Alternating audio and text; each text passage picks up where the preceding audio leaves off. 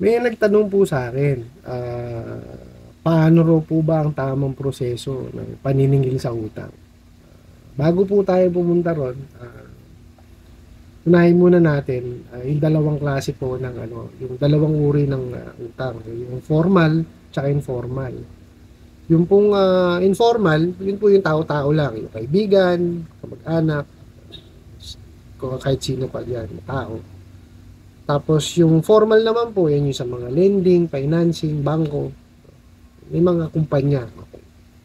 Ngayon po, pagka kasi formal, automatic yan, may kontrata kayong pinipirmahan, no? At doon naman sa sa informal, kalimitan yan kasi nga kakilala, usapan lang yan.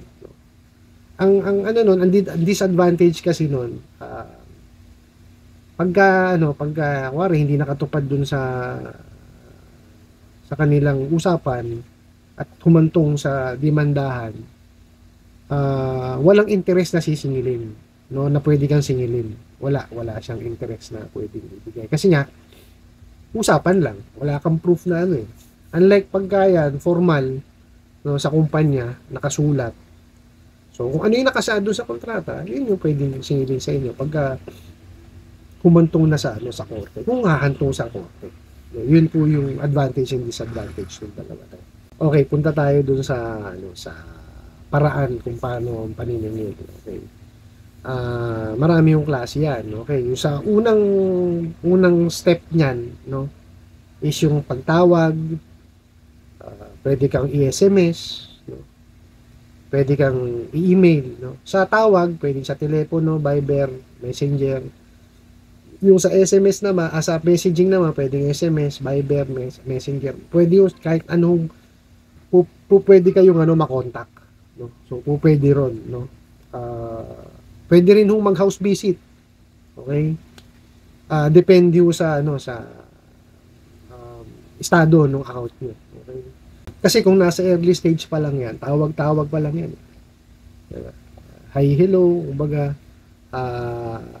reminder, tawag, email, SMS, ganun po yan. Pag di kayo nakabayad ng utang nyo, nag-past due na kayo, depende na ho yan sa policy ng kumpanya. Or depende na yun dun sa tao na inutangan nyo kung pupuntahan kayo sa bahay.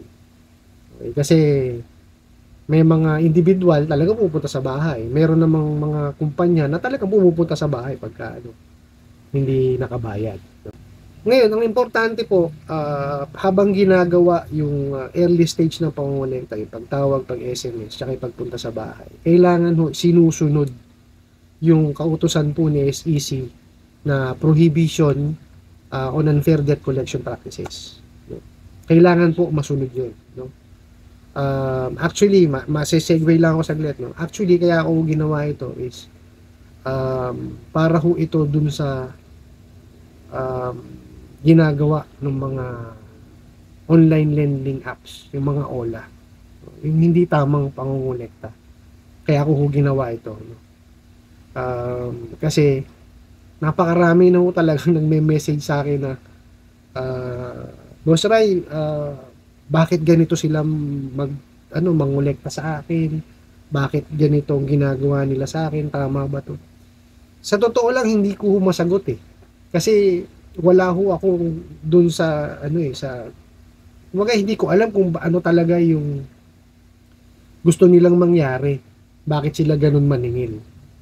Hindi ko kaya ang tinuturo ko ngayon, yung binibigay ko sa inyo idea is paano yung tamang mangungulekta. Okay, alisin na ho natin. Balik na ho tayo sa topic natin. No? So kailangan ho sundin yung kautusan po, yung kautusan ni SEC, yung prohibition on unfair debt collection practices. So kailangan po sundin yun. No? May mga dapat po tayong sundin. Diba? One good example po is bawal hong mangharas, bawal hong magmura, bawal hong mangthreat, bawal hong pumunta sa inconvenienteng oras. Ganun po. No? Nakasaad po doon. Ngayon, ang suggestion ko is punta kayo sa website ni SEC, Nandun lang naman po yun. So, nandun lang siya, pakibasa na lang po. Kung ano yung mga hindi dapat ginagawa. Nakasaad naman po lahat doon. Okay? Ngayon, kung nagawa mo na po yung first stage nyo, at talagang hindi pa rin nagbayad, uh, it's time, about time, gumawa ka na ng demand letter. Okay. Ngayon yung demand letter, bibigyan ko ng emphasis kasi uh, may mga nababasa kasi ako demand letter na malamya naman talaga. At actually, hindi siya demand letter lumalabas, parang notice lang o pangpahala lang na magbayad. Pero ang ano ko ho is demand letter ang gawin nyo. Talagang nagbibigay kayo ng ultimatum na kailangan bayaran niya yon within this specific number of days yung halaga na to. No? Kasi yun yung gagamitin nyo sa korte. Pagka talagang ginawa nyo na, inexhaust nyo na lahat yung pamamaraan ng pangungulekta, hindi pa rin nagbayad. So, yun yung gagamitin nyo. At importante yung salitang demand yung sa demand letter. Diba? Talagang ini-emphasize nyo na kailangan bayaran mo to. Para bang, I therefore demand you to pay this amount of money or the stated amount of money. Diba? Parang ganon. Diba? Mas maganda po, magpatulong po kayo sa, sa abogado. No, kung hindi nyo kaya magbayad ng abogado, punta ho kayo sa PAW. Tutulungan naman ho kayo ng PAW. Libre lang ho doon. Now, kagaya po na sinabi ko, importante po yung demand letter. Bakit? Sa paniningil, bakit? Kasi, meron po tayong nakasaad sa Article 1144 tsaka Article 1145. Yung 1144 po, yun po, ito pinaka-importante doon. Pagka naka-demand letter ka, mapapahaba mo yung panahon ng iyong paniningil.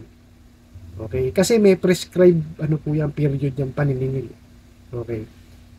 Pagka yan utang ninyo, kaya importante yung may demand letter tsaka contract. Pagka yung nangutang sa inyo, sa salita lang, okay?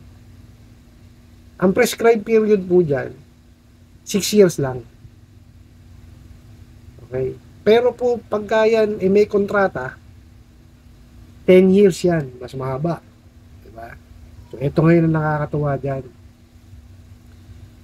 For example, yung sa tayo, dun sa walang kontrata, 6 years. For example, 3 years na, hindi pa nagbabayad. Padala mo ng demand letter sa ika-3 taon. So, isipin mo, may 3 taon ka na lang, di ba? Sa pangatlong taon, padala mo ng demand letter na talagang dinidiman mo magbayad siya. Automatic yon. Additional 6 years yon from the day mong isinerve yun at na-receive niya. Automatic yon. So, 3rd year, binigay ka ng demand letter plus another 6 years yon. So, yun yung kaganda ron. Same thing with pag may kontrata ka. Pag may kontrata ka, 10 years, di ba? 5 years na, hindi pa nagbabayad. Padala mo ng demand letter. Siguraduhin mo na-receive niya. Okay? So, 5 years plus another 10 years yun. Ganun yun. Let's say, hindi pa rin nakabayad. After 5 years ulit. Demand letter ka na naman. Extended na naman na 10 years yun. Ganun siya. Nakalagay po yun dun sa sa new civil code natin, sa pagka po walang kontrata, Article 1145. Pagka po may kontrata, Article 1144. Okay? For example, sa demand letter, hindi pa rin po nakakabayad, no? So, ang susunod na hakbang nyo na po is barangay. Ito pong barangay is para lamang dun sa individual, okay, na utang. At kung parehas lang kayo ng city or municipality. So, ang gagawin po, for example, yung kaibigan nyo, nangutang kayo sa kaibigan nyo, nangutang yung kaibigan nyo, parehas kayo ng city. So, pupunta kayo ngayon sa barangay niya. Okay? Doon kayo pupunta, magkakaroon kayo ng mag-request kayo ng barangay hearing. No? So, usap kayo doon, usap. Pagka nagkasundo, mas maganda, nagbayad. Okay yun. Pagka hindi nagkasundo, bibigyan kayo certificate to file action. So, kung pwede nyo na siyang i-file sa lower court, sa municipal trial court. No? Pwedeng small claims, pwedeng regular sum of money. Okay, so yun yung susunod natin. No? Kasi ang korporasyon, o yung mga malalaking kumpanya, hindi na yan required na magpunta sa barangay. Demand letter lang will suffice, pwede na kayong pumunta kagad sa small claims or regular sum of money, depende sa halaga. Okay. Ngayon, let's say, pagdating sa barangay, hindi nakapagbayad. No? So, punta na kayo ngayon sa small claims or regular sum of money. Kasi depende sa halaga yan. Okay. So, yun yung mga hakbang ng yung tamang pangongolekta. And just to add, no, bakit importante yung demand letter? Kasi pagka yan nagbigay ng paghuhukom, pag nagbigay na ng kasagutan ng verdict, pag nagbigay na ng verdict ang korte, ang pagbabasihan ng compensatory interest na tinatawag is yung date nung demand letter. Okay, kung ang date ng demand letter ang pagitan dun sa kontrata is let's say 10 years, yun ang babayaran nun. Bukod pa dun sa kung ano man yung nakasaad sa kontrata na interest. So talagang patong-patong na financial exposure ang aabutin nung taong hindi nakabayad pagka nanalo ngayon yung nagpautang. Diba? Kaya ang lagi ko pong sinasabi sa aking mga videos, kung hindi pa po kailangan, huwag munang mangutang. Okay? Kasi, obligasyon, kagaya ko sinabi lagi, obligasyon po ang pangungutang. No? Kaya napaka-importante talaga sinusunod yun. Nakita nyo, napakarami nating batas na rito sa video na to, di ba? Yung Truth in Lending Act, di ba? Yung Article 1144, Article 1145, tapos yung Unfair Debt Collection Practices. Marami tayong natalakay na batas na napaka-importante po sa pagpapautang. No? So, I hope meron po kayong natutunan ngayong araw. At pasensya na, medyo mahaba po yung ating video. Gusto ko lang pong makatulong. No? Gusto ko lang pong makatulong para makaiwas na po tayo dun sa stress, no, na ibinibigay nung hindi tamang pangungulekta. Ano po?